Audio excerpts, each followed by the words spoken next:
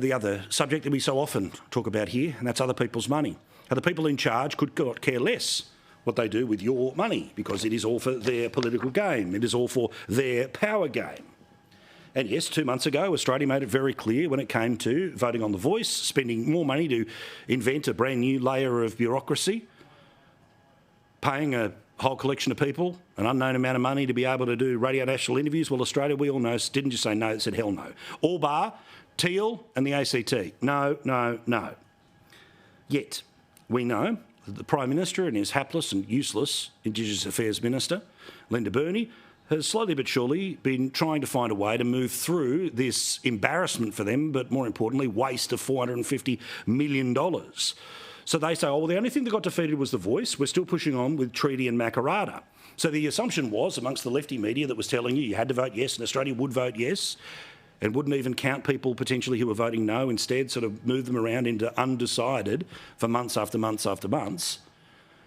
Well, they thought that polling would come out and say, you know what, OK, voice, not OK. Treaty and Makarrata or truth-telling, that's what people are into. The only problem is the Channel 9 newspapers, when they did this poll, it showed that even less people than voted for the voice are in favour of a Commonwealth treaty or the establishment of a truth-telling commission. Now, that's significant to note, because despite the fact that the Australian people said no to the voice, and despite the fact that the only poll that I can see that's been done post-voice says hell no by even bigger margins to the other two of the three demands of the Uluru Statement, then it is with notice that we pay attention to what is happening at the state level. Because in many ways the states are trying to be out-progressing each other on this issue. Now, regardless of the fact that the good people of Victoria also voted no, a surprise to me, but still, they voted no in that referendum, the Andrews now Allen government had already set up a process of their own version of a voice, their own version of a truth-telling and their own version of a treaty. Now, their own version of the Truth-Telling Commission, which you think would be about trying to inform people of the historic wrongs or to be able to turn around and say, well, this thing happened in 1824 and this thing you weren't aware of that happened in 1789, that would be the purpose of it. Oh, no, no, no, no. This is by which the new model where we need to change the entire criminal justice system, because that's the suggestion of the truth-telling people, the unelected people who are telling the government exactly what should happen, and that's not even their version of the Indigenous People's Assembly.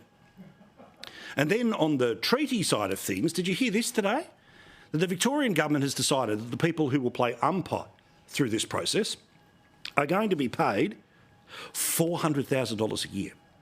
$400,000 a year. Now, of course, as we know, Indigenous communities are not just all one mob, multiple groups within groups and groups within areas.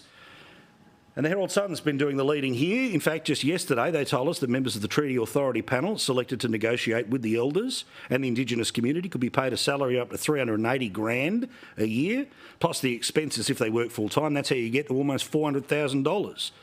The Herald Sun can reveal that members of the Treaty Authority panel picked to negotiate with elders and the Indigenous community. Again, salary, $380,000, plus a year's expenses. Jacinta Price, when asked about this, says it's unbelievable that at a time when Australians are struggling with the cost of housing, food, fuel, the Victorian government is going to spend $2 million a year further dividing Australians. Well done, Jacinta Price. Remember, if you vote for Peter Dutton the next election, you get Jacinta Price as the Indigenous Affairs Minister. One of the many reasons why I think they're going to get better in the polls, not worse. How can the Labor government look at struggling Victorians in the eye and justify this utterly ridiculous waste of money? So remember, I mean, you can imagine how much money is going to be involved in this whole process, right? Compensation, special taxes, all the rest of it. When the umpires of the process are going to get paid $400,000. So what does it tell you about how the machine just marches on, regardless of what the public thinks? When the public had a chance to talk about these sorts of issues, they rejected them not just nationwide, but also in Victoria. But nothing stops in the process because, bugger it, it's happening anyway. But of course, the effective one-party state, that is Victoria, the soft media down there, the hopelessness of the Liberal Party, means this garbage will keep rolling on. And of course, you continue to pay for it. But that's the joy of spending other people's money.